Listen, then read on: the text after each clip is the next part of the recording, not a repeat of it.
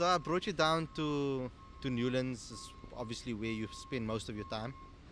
I just wanted to have a chat with you. Obviously, it being Women's Week, as everybody said it is, but I think it should be Women's Year or Women's Life. I like that. But okay, so I think more appreciation is to be given to the women in our sport. I mean, people have been. I've made the mistake of calling it the gentleman's game.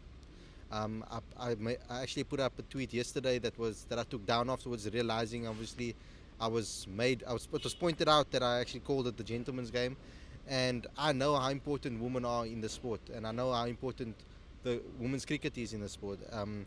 And I just wanted to talk to someone that I've obviously witnessed you doing a lot of great things for the younger female cricketers coming through the system, especially at Western Province. And you being a woman cricketer yourself, I just wanted to start with that and give some lessons out there to some women cricketers that actually want to pick up cricket as a career path. Let's start with your story. What was it like? Where did it start for you? Yeah. Well, I started at the age of 5 in my backyard, kind of street cricket vibes. The tree was the wickets, and playing with a taped up ball, and the run up is in your neighbor's yard, and you're running across the street to bowl a ball. That's where I started, in the street and in my backyard with my grandfather and with our friends. So I just picked it up quite nicely after that, and my grandfather actually realized that she's got a bit of batting talent there, and we just took it from there. And my parents got on board, and listen, it was a very long time ago. It was 1995 or so. Yeah, actually 1991, sub A, grade 1. So a couple of friends of mine, all boys, at PT time, they would play cricket and I would have to play netball. So one day they asked the coach, the PT teacher, please can Claire just come this side? So he actually came over and asked my teacher, can Claire join the boys? And that was Alistair Katia.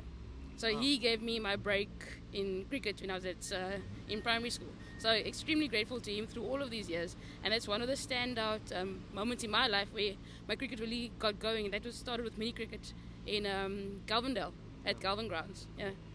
So how difficult was it for you to make a career path for yourself, and when did you actually decide, okay, this is the moment I want to make this a career for myself? Sure. Back in the day, it wasn't really a career option, but to go through there and just play with a passion and with just with that pride of, you can eventually actually play for your country, and to step on the field and sing the anthem for the first time is just something that most cricketers, young cricketers, want to do even today. And to have that, what really drove me to want to do better and to want to make the team, regardless of us not being paid, it's not being professional, etc., etc.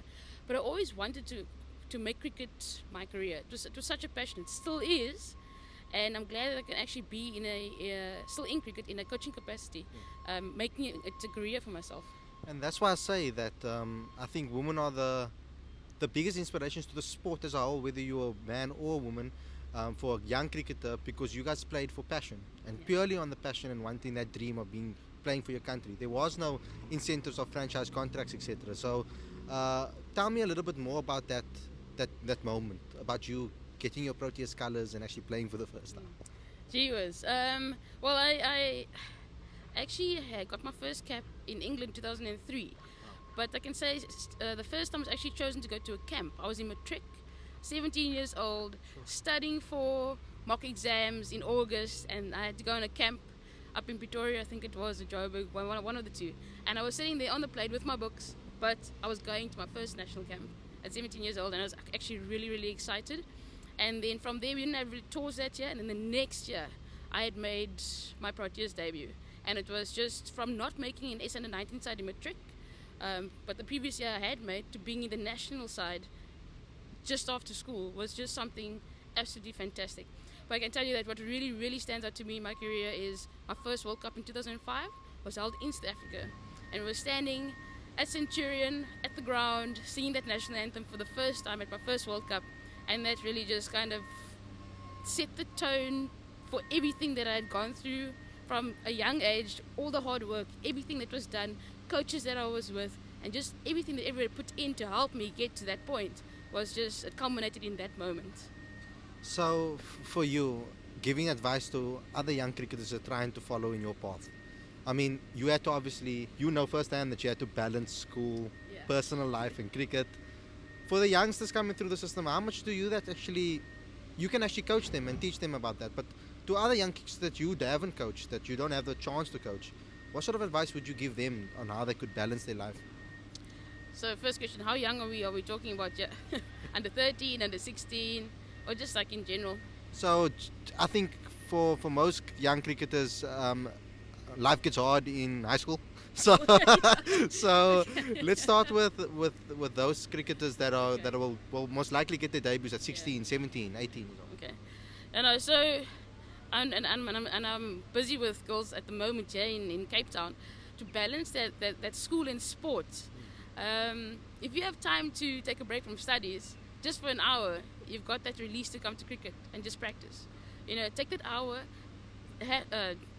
practice some cricket, bat, bowl, just catch, just release the mind, because then it gets you nice and relaxed.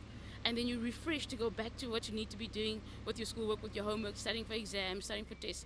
But at least have that break in between, especially when you're driven by cricket or driven to want to do cricket. You have the studies and cricket come work hand in hand. And with regards to women's cricket now going forward, I mean, for those that don't know out there, because there will be a lot of them, myself included, what sort of opportunities are there out there now from a money point of view for cricketers, for young girls that are trying to make it into the game? Yeah, well, at the moment it's still you're looking at national contracts, so nothing yet within the provincial system. But I think it's really it's coming. It's very close.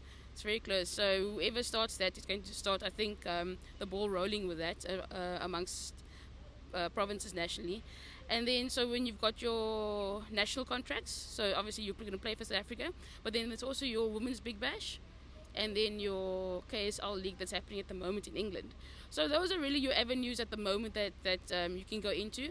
But I mean, with women's cricket on the rise the way it is, I think that South Africa is eventually going to catch up. I think we're actually realizing that we need to step in here and start doing something, because it's going somewhere. And if our players leave, what are we going to be sitting with here in South Africa? See? So, give me some tips, or maybe give me some of your experiences that you've learned as a coach. I mean, that switch from player to coach is quite a difficult one, and not everybody can pull that off. And I think you're doing an amazing job with the women's cricket in the Western Province. So, what has been some of the hurdles that you faced, and how have you overcome them? Okay, like in general, I started coaching in PE at Eastern Province, and I was working a lot with the boys until I stepped into the under 19 girls atmosphere. So there it was, how should I say? Majority of the time, it's dealing with people that don't know about cricket. It's the outside influences that don't know what needs to be done within girls cricket. But coming this side, I must say that it's just been so different. It's actually been welcoming to have more people knowledgeable about cricket, that when I do speak about it, they understand and they are understanding. You see, so stepping into that role with cricket-minded people, not necessarily like-minded people, but cricket-minded people, has made this transition easier for me. And obviously, a lot of people, again, they lose it. They go with regards to selection, stats. Yeah. That's everybody's go-to for any cricketer. Tell the public how much the mental aspect actually means to getting someone selected into a team.